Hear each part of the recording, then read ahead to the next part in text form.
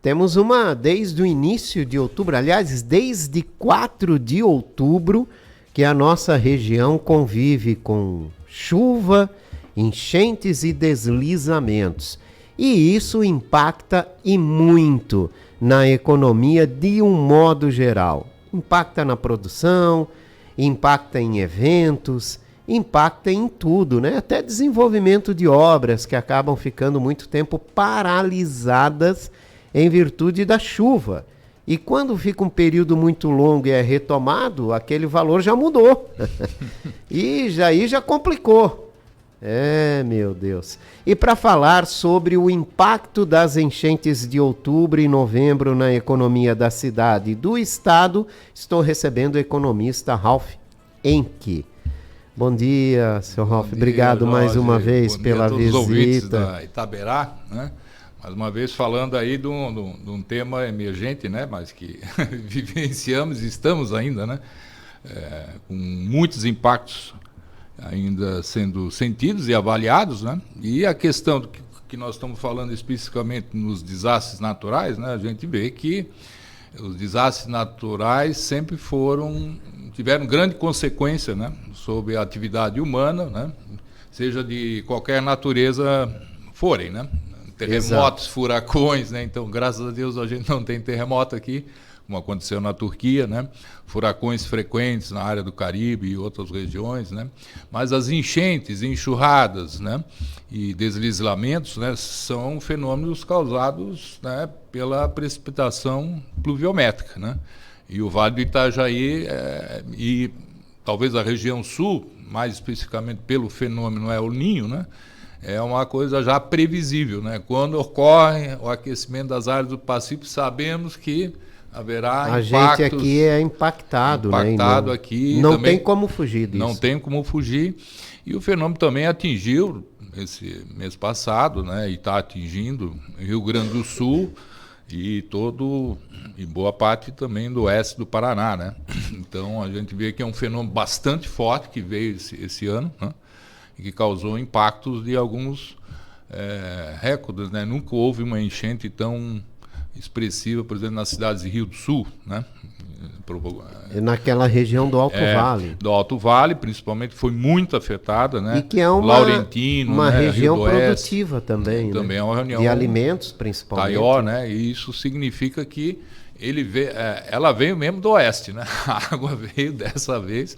Tanto é que uma enchente não é caracterizada apenas pela vamos dizer, precipitação pluviométrica na cidade em si. Ela ocorre, né, numa montante região de um rio e de seus ribeirões que vão alimentando e vão causar uma enchente ao longo até o escoamento do mar, né? Então, já se sente alguma coisa Vamos falar aqui, começar pela nossa cidade e a nossa região. A gente já pode notar alguma diferença econômica como reflexo de tudo isso? Aqui eu diria assim que houve alguns impactos. A gente tinha uma grande festa, né, que atraiu bastante turistas, que foi interrompida, suspendida, mas eu vejo que dessa vez, né, mesmo com uma enchente ainda que foi dentro do histórico de enchentes, foram mais de 32, né, que foram relatados, mas o primeiro registro é de 1852, né, 16,90. Aí teve primeiro registro é desde que se tem alguém que resolveu que começou a medir aqui. Sempre houve, quando houve, né, uma colônia, né? 101 enchentes, se eu não me engano. 101, se medir, vamos dizer assim, talvez foram destacadas as principais, mas toda vez que o rio sobe até depois de um determinado nível, já há um registro e às vezes contínuo, né? A água baixa, sobe, né, tal. Então, a destacar 16,90 em 2011, e eu vivi aquelas de 83, né, onde atuei diretamente, na época no 23 BI, né, e as de 84. Mas 83 foi assim um marco muito grande para Blumenau, com grande repercussão nacional. Inclusive eu vi uma reportagem da época, né, em que os presidiários lá no Rio de Janeiro, né, doaram, né, um dia, né, sem comer para levar mantimentos assim ou doações para a cidade de Blumenau. Para ver como aquela enchente comoveu. Comoveu, né? Ela foi realmente comoveu bastante, né? Até porque houve duas no mesmo ano, teve em julho e ainda teve uma menor em setembro, né? Então, e aí em 84 veio outra de 15,46, né? Então eram níveis assim que já não se observava desde a época do começo do século passado, né? E isso causou muitos prejuízos materiais, né? Mortes, sem dúvida, e teve aquela de 2008, né? Que foi uma enchente, que foi um pouco diferente, mas as consequências econômicas vieram não só da enchente, mas da grande precipitação pluviométrica exatamente nessa região, né? Onde uma média, por exemplo, mensal é de 150 milímetros por mês, né, de precipitação, deu mais de 1.000 milímetros, né? E isso causou os deslizamentos, né, onde praticamente os morros. E isso, no estado, causou mais de 135 mortes, né, além de inúmeras famílias aí que tiveram grandes prejuízos materiais em consequência de destruição de casas e tudo aquilo, né? Então, Blumenau, acho que passou mais devido também ao sistema de barragens que nós temos, né? Que foi uma polêmica muito grande, se fecha, abre ou não, né? Mas o sistema de barragem foi criado para isso, né? Só que, assim, a decisão numa emergência cabe à autoridade pública, né? E as consequências que ocorrem, né? Então, se a água já chegou a um determinado município, ela já está no nível, né? E vem mais, né? Então, na hora que você fecha a barragem, a água fica lá, mas evita que ela venha com tudo para os municípios abaixo, né? Mas os danos econômicos que foram avaliados aí no estado já estão na ordem de mais de 1.200.000.000, ainda sendo atualizados. Só o agronegócio fez uma estimativa também de um prejuízo de 450 milhões. Até porque o Oeste, que é o grande forte no agro, também sofre com essas chuvas todas aí, né? Então, podemos classificar, talvez, aqui, né, a categoria avaliação dos prejuízos em dois, né? Os tangíveis, né, que são como é afetada a infraestrutura, que são pontes, estradas, obras, infraestrutura pública, né? Energia, água, etc. E danos exatamente de propriedades privadas, né? Como comércio, residências, né, indústrias, né, danos a veículos, perda dessa cultura, do gado, né? Que, inclusive animais de criação também são perdidos, e a resposta dos próprios custos de emergência, né? Que o município dá aos desabrigados, né, das áreas afetadas, e isso entra também assim no que seria o rol de coisas que rapidamente você pode, por referência estatística de desastres anteriores, né, chegar a um valor aproximado desses prejuízos, né, juntamente com alguns métodos estatísticos combinados com isso. Então, o histórico, né, de eventos anteriores é a base para você fazer essa avaliação preliminar. No entanto, nós temos os intangíveis, né? Os intangíveis são aquilo que você não conseguiria botar no papel, quanto que foi, que é a perda de vida humana, né? Como é que você vai avaliar que morreu, né? Qual é o custo de uma morte, né? Que impacta, apesar que em alguns casos aí, como avaliações do impacto econômico dos acidentes de trânsito, né? Então você tem uma estatística de mortes em acidentes de trânsito, mas quanto vale uma vida humana? O IPEA, inclusive, se esforçou para, com base na idade da vida útil e tal, estimar a perda de uma vida humana, né, em termos produtivos, né. É um cálculo realmente muito difícil. Mas inclui-se também ferimentos e doenças, transtornos, às vezes, psicológicos e sociais, né, que podem estar junto nisso, e a interrupção da atividade econômica, né. Assim, bom, a empresa parou, o comércio deixou de vender. Como que tu vai avaliar as vendas, essas perdas, né? Essas perdas, né? Aí tem consequências sobre os impostos, né? Me lembro muito bem, após a enchente de 83, né? Que foi bastante impactante, e toda a cidade estava realmente consternada, né? Porque, imagine lá, quantas indústrias ficaram com máquinas debaixo da água na época, né? Têxteis, né?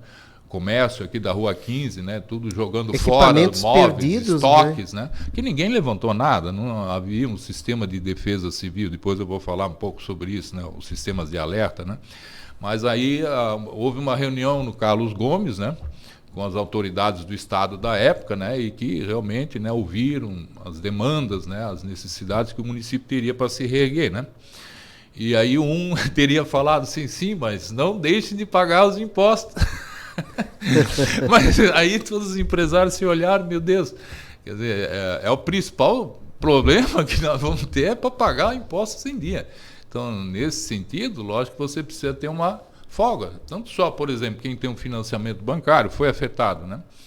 lá no Blue Sol, inclusive, onde eu tenho a vice-presidência, na catástrofe 2008, a gente nem esperou o pedido, já fez um levantamento de outros clientes, se antecipou, já postergou, reduziu praticamente os juros, deu realmente uma folga para que ele pudesse se organizar e pagar os seus créditos sem inadimplência, né? Sim. Então, esse é como você minimizar. É um estímulo ao recomeço. Há um estímulo ao recomeço, porque senão o empresário fica desanimado. As dívidas, as contas, está tudo destruído. Imagine a capacidade dele. Então, ele precisaria realmente de um auxílio, uma ajuda. Fora as pessoas físicas que perderam a sua casa, quantos, né, perderam todo o processo de reconstrução. 2008, por exemplo, foi feita uma grande liberação do FGTS na época, né? Me lembro aqui um mutirão grande que foi organizado pela Caixa Econômica no ginásio Galegão, né? Onde foram várias mesas e o atendimento, né? Você deve se lembrar disso, né? Que foi muito importante, né? Para a injeção, liberação de dinheiro para que as pessoas pudessem, né? Se recuperar então desse problema. Então, as estimativas que foram dadas pela própria Secretaria de Defesa Civil do Estado de Santa Catarina estão avaliando, né, mais de 1 bilhão e 200 que seriam as perdas no Estado, né, assim, de uma forma geral. Mas sabe-se que esse valor pode evoluir, né, com uma avaliação mais criteriosa. Ralf, como é que isso impacta na gente? Em princípio, o que a gente pensa? Vai no mercado e as coisas ficaram mais caras. Esse é o primeiro que a gente pensa no impacto. Mas vai muito além disso, né? Porque, por exemplo, uma cidade que vive 5, 6 enchentes seguidas, como é o caso aqui de Blumenau, Rio do Sul, aquelas cidades do Alto Vale, que tem obras em desenvolvimento, por exemplo, obras... Como é o nosso caso? Vou pegar o exemplo aqui da Prainha. Eu acho que é o maior exemplo que tem, sim, né? Pode ser. Que cada vez que a água baixa, que a empresa quer começar, a água sobe e não deixa começar. Preço, né? Então, se fosse a sua rua, por exemplo, uma pavimentação ou acesso a uma via nova para escoamento melhor do trânsito e tal, aquilo ficaria completamente parado, né? A empresa não pode trabalhar e quando retomar a fazer o trabalho, talvez o custo já não seja mais aquele quando foi contratado. Sim, resumindo, com certeza. A prefeitura vai ter que botar mais recurso. O recurso, a prefeitura não faz dinheiro. Ela recebe o nosso dinheiro. Então, é nosso dinheiro lá que vai ter que ir mais. E aumentando o custo, ano que vem vai ter o aumento do trabalhador da prefeitura. Mas com todo esse aumento que teve, será que a prefeitura vai conseguir bancar? Exatamente. A gente está olhando... Isso a gente está falando só de governo. Só de governo, né? Imagina as empresas. Exatamente, é tudo um somatório, né? Então, quando você pega a questão do serviço público e vamos colocar aqui no rol dos serviços, né? Você pode ver que vão existir muito mais obras e necessidades, além daquelas que foram interrompidas por uma razão e outra devido a uma, né, enchente ou enxurrada maior, né? Quer dizer, são pavimentações que teriam que ser refeitas, né, como aquelas grandes enxurradas que ocorreram no Garcia, né, Rio Barbosa, em várias regiões, que a gente tem o fenômeno da enxurrada, né? Que é muito mais surpresa, né, mas que também causa muitos danos, né? Em função também da destruição, porque a força da água é muito maior numa enxurrada do que numa enchente, né? A enchente pode trazer danos exatamente que inclui as áreas alagadas e a limpeza e etc, né? Mas a interrupção de qualquer obra afeta o cronograma, os contratos, e aí você tem um sistema de como você vai prever isso, né? A partir de uma licitação. E depende também do tempo em que isso vai ficar parado e os danos que foram causados em função disso, né?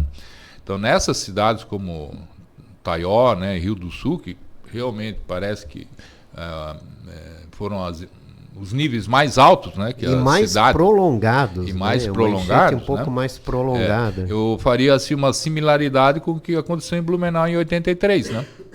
Então, nunca um nível, né, uma cidade que cresceu, né, chegou a tal nível e pegou todo mundo de surpresa. Né? Tanto é que, naquela época, em 83, né, foi exatamente as Forças Armadas, né, o MIN3BI, que realmente conseguiu organizar a cidade em postos, né, junto com a prefeitura, forças auxiliares, bombeiros, os voluntários, né, mas não existia nenhum sistema de defesa civil como a gente implantado. tem hoje. Exatamente. Né? Uma prevenção. É uma prevenção. E aí o próprio ex-comandante, Antônio Basqueroto Barreto, né, ele que, após ir para a reserva, foi que chefiou durante muitos anos a Defesa Civil, organizando, né, a cidade cada vez maior para que ela pudesse dar uma resposta, né? Mas, sem dúvida, existe o sistema de monitoramento e alerta, né? Que foi o CEOPS da FURB, em primeiro lugar. A extinção dele temos o Alerta Blue, mas sem isso não há condições de avisar a população em tempo hábil, né, que vamos ter uma, né, enchente, de como você minimizar, né? E levar informações seguras. E seguras, de né? tudo. Pode ser que alguns critiquem porque foi dado um alerta, mas o que é? Vamos fazer a prevenção da melhor forma possível e aperfeiçoar todo o sistema. Tentar ser o mais assertivo possível, né? Porque há consequências também em relação à perda de assertividade, né? Por exemplo, no caso da festa, né? Se suspende a festa ou não suspende, né? Até onde o nível vai chegar, né? Tá, é uma festa, mas é um evento maior de Blumenau, né? No caso específico que eu estou falando aqui, né? Mas fora isso, existem fábricas, existem comércio, né? Então, tira tudo, imagine, se você tirar tudo, levantar tudo, né? Você não vai ter um atendimento normal, físico, na loja que está sendo afetada. E aí, de repente, a água não chega, né? Fora todo o trabalho para isso, né, Rolf? Imagina você... Por isso tem que ser... O governo tem essa preocupação, acredito eu, de ser o mais assertível possível, né? Porque imagina uma empresa, ó, tem que subir tudo. Para a produção, sobe tudo, né? Fica todo mundo ali e não dá nada. Exatamente. Então, da próxima vez que falar tem que subir tudo, não vai subir tudo. É verdade. Ninguém mais acredita. Mas a gente tem evoluído bastante. A gente tem alguns erros estatísticos, mas sem dúvida, em relação ao começo, houve uma grande evolução. Mas um espaço tem que ter ali, né? Para cima, para baixo. Né? Exatamente, tem que ter espaço. Nem que seja de poucos centímetros, meio metro. Mas tem que ter. Mas tem que ter. Porque hoje, por exemplo, nós temos todo o mapeamento das cotas, né? Inclusive no site da própria prefeitura. Sim. Você consegue simular se a água chegar a tal nível, 11 metros. Né? Quais são as ruas interditadas, alagadas, se eu sou afetado ou não naquela cota. Então, todo o sistema assim, já interativo, né? Você vê a cidade cheia de água a partir de um certo nível. Né?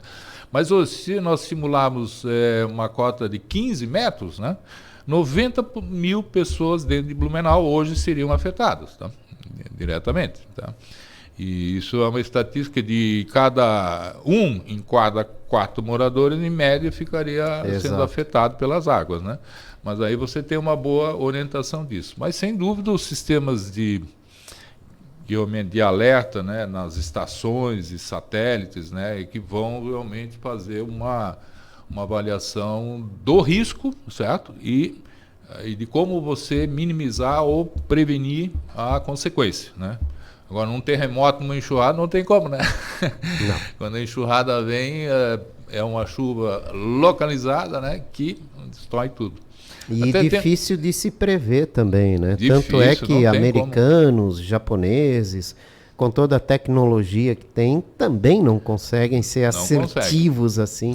Porque às vezes ela é tão localizada assim numa longitudinal, o volume de água cai tanto que às vezes justamente afeta ribeirões, né, ou afluentes, né, menores, e que causa esses desaguamentos. E isso você está dormindo, daqui a pouco tua casa está caindo, né? E deslizando, né, como acontece também em algumas regiões do Rio de Janeiro, como outras que a gente às vezes vem muito claramente no final do ano, né, que é um momento onde as chuvas mais fortes, né, elas ocorrem, né, no final de ano, né, principalmente por causa do verão e outros, em que a gente vê as maiores notícias de enxurradas.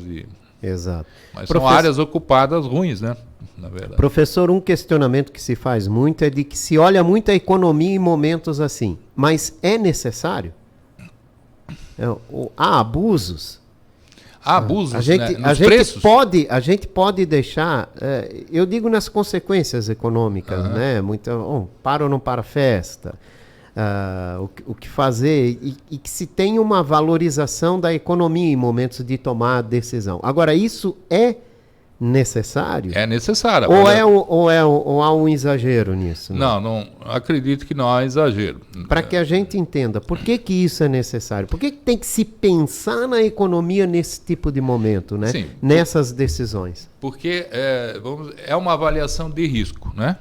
Quer dizer, custo-benefício. Teu custo em parar é um custo, certo? E esse benefício é a avaliação do próprio risco, que dá outra consequência B, né? Quer dizer, se a A eu tenho um custo numa avaliação de evitar o prejuízo maior, do outro lado está sempre o prejuízo maior. Né? Então, sem dúvida, vejam as consequências que isso traria, né? E múltiplos processos, em festa, por exemplo, né? Do que a gente teria de haver uma continuidade, de repente, lá no meio da festa, você ter água entrando, né? Então, o caos que isso ia dar, né? Então, sem dúvida, você se prepara, mesmo tendo este custo, na avaliação de risco, para não ter consequências piores numa outra tomada de decisão, que é manter, né? Então, tudo isso tem que ser calculado e está correto, né? Então, é isso que é o princípio econômico, né, que a gente segue nesse tem sentido. Que ser levado em consideração. Sim. Claro, primeiro a vida acima de tudo, né? Mas a economia não pode ficar do lado. Não pode ficar. Em relação à inflação, custos que podem ocorrer em alguns serviços, localmente, onde a região afetada pode ocorrer isso, né? Que são exatamente alguns. Imagine, né? Você tem consequências de uma chuva de granizo, né? Lógico que os que fornecem telhas e todas as coberturas vão estar com uma demanda extremamente alta, e a tendência desses preços, de repente, de uma hora para outra subir. Existem outras situações de desastres, né, onde você tem a interrupção do fluxo normal da logística, né? Aí o que acontece? Pode ocorrer especulações e abusos, né? Já aconteceu em algumas situações. O gás de cozinha dispara, porque o caminhão não está chegando. Foi o caso aqui em 2008 também, com 2008 água e outros produtos, né? Aí, um abuso exagerado. Me lembro, 1983, 84, principalmente 83, houve também casos, denúncias, né, de pessoas que estavam com estoques, né, o fluxo logístico não estava chegando, as pessoas necessitadas, os preços dispararam, né? Mas aí, realmente, isso tem que ser contido. Lógico, tem a lei da oferta e de demanda, ok? Mas quando há um caso de extrema necessidade, qualquer abuso nesse sentido, realmente é encarado como crime, certo? E você está se aproveitando exatamente de uma situação de emergência grave, cobrando preços muito acima do que o equilíbrio, né? Então, são situações temporárias, né? Isso, e graças a gente não viu, ou pelo menos não tem denúncias nesse sentido agora, né? Até porque, não apesar dessa sequência de sobe e desce do nível do rio Itajaiaçu, não se mantém por muito tempo alto, né? Ele tem se elevado rapidamente, mas descido também meio que rapidamente. É verdade, aqui veio mais ou menos na onda da liberação das barragens. A água foi mais ou menos por ali, né? Ficou mas essa sequência, controlado. Mas essa sequência realmente chama muita atenção. Vai ter impactos, né? Os impactos econômicos talvez mais para frente, né, Rolf?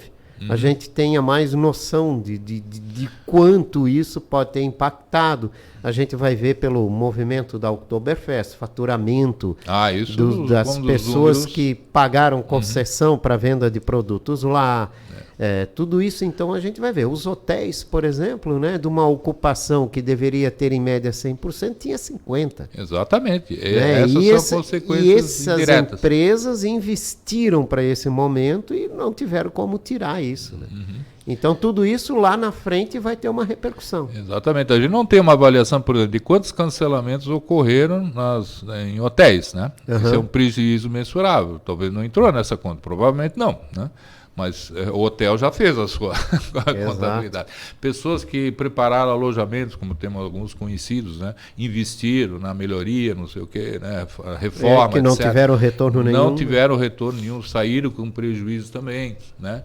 Muitas pessoas, mesmo que vinham das regiões próximas, né? Não digo turista de mais longe, que alguns até vieram, alguns cancelaram, né? Os turistas de regiões mais próximas, elas também deixaram de vir, certo? Até porque talvez seja uma cidade que foi afetada, né? Então, que clima, né, você tem para sair de uma cidade que foi afetada para vir para uma festa, né? Então, sem dúvida, quando os números da Oktoberfest saírem oficialmente, né, aí nós vamos ter não sei se já saíram, mas... Não, ainda não. Ainda não. Nós vamos saber, dentro das estimativas, quais foram as consequências de danos à festa. Além de todos os fornecedores, né, a chuva mesmo, né, quem tem aquelas áreas de diversão externas, né? Imagina, eu vi também brinquedo impacta. lá que tinha uma pessoa só, né? Impacta muito. Gastando energia para uma pessoa lá, no meio da garoa, depois de chuva e tal, ficar no brinquedo. Então, sem dúvida, eles levaram um prejuízo grande, e quando o tempo é ruim e essas áreas são externas, né? Agora, para fechar, professor, rapidinho, então a gente tem enchente no sul, a gente tem os problemas no Brasil afora, climáticos, que a gente viu aí, né? Um lugar com muita água, outro sem água nenhuma. A gente tem uma guerra ainda entre Ucrânia lá e a Rússia, que continua. A gente tem o Hamas lá com toda aquela guerra, toda aquela continuidade. E a gente tem a política econômica brasileira, né? Agora tu joga tudo isso num panelão, faz uma sopa, dá o quê? Dá um estudo de cenário macroeconômico pesado, né? Pesado. Com grandes incertezas. Né? Nós já estamos em novembro, né? Vamos fechar dezembro, não tem muito o que esperar dessa reta final de ano. Não. E o que olhando para frente economicamente, né? Tá mais para chuva ou mais para sol? Bom, aí é outra conversa. Nós tivemos uma previsão no início desse ano, assim, menos otimista do que ocorreu ao longo do ano, né? Era uma recessão americana que não ocorreu. Ou seja, o que vem acontecendo está acima do ótimo. Está acima do ótimo em relação ao que nós tínhamos no começo do ano. Tá? Se então, comparado média, ao início do ano. Exatamente. No início do ano a gente tinha uma perspectiva realmente de um crescimento baixo, era a média de todos os analistas, né? Mas ela vinha de fatores externos. Tá? Agora imagina se isso, aí acontece. Aí a primeira variável foi guerra da Ucrânia. Daqui a pouco impactos lá aqui, como que nós sofremos consequências aqui. Agora, mais recentemente, né, talvez, né, Israel e Palestina não sejam países... Na economia não impacta tanto. Com tanta assim. relação aqui, mas a preocupação é o desenrolar, ou seja, a ampliação de um conflito com participação de mais países, e aí pode ter elevação do preço do petróleo e outras variáveis nesse sentido. Então, estamos observando exatamente como que se dá o desenrolar do envolvimento de mais países nesse conflito muito localizado e, consequência, a gente hoje, num cenário de uma economia mais aberta, a gente não olha só para o Brasil, né? O que acontece aqui dentro, né? A gente tem áreas realmente que estão em muitas dificuldades. Vamos pegar o setor têxtil aqui, né? Não está vendendo nada, né? Se a gente conversar com ele, tem uma dificuldade grande em relação a vendas, né? No setor específico. Mas você tem um setor de tecnologia que está bombando, né? E também está sendo puxado nos Estados Unidos, né? O setor de TI, assim, praticamente, né? Então, muitas empresas vão muito bem, obrigado, com resultados muito grandes, né? Então, você tem um desempenho muito setorizado, né? Entre áreas, mas que, na média, vão dar o desempenho geral dessa economia. E no Brasil, foi melhor do que as expectativas do início do ano, né? Agora temos uma aprovação aí de um texto da reforma tributária, né? Que está sendo passado, que é mais uma consequência isso eu acho mais do tem longo que ser prazo. Um outro papo, professor, senão nós vamos até amanhã. Vamos até amanhã. E aí vai, né? Mas o ambiente, resumindo, o ambiente macroeconômico, para você formar um cenário, o que podemos esperar, hoje é cada vez mais importante, tá? Então, a gente discute, por exemplo, hoje, uma política de investimentos. Nós vamos ter uma equipe do cenário macroeconômico, né? O que nós podemos pegar dessas variáveis que vão afetar a economia brasileira e como nós vamos tomar decisão. Mas está mais para sol no ano que vem? Está mais ainda para sol, tá? Então tá bom. Então tá um bom. Tempo mais limpo para a gente. Mas sempre qualquer nova variável, informação nova pode de repente afetar isso, mas está mais para sol. Pode dar uma tempestade. Professor, muito obrigado pela participação do senhor aqui nessa manhã. Obrigado, Jorge, e um bom dia a todos os ouvintes da Rádio Itaberá. Rolf Enke, economista, professor da FURB, falou com a gente sobre o impacto das enchentes na economia, na cidade, no estado.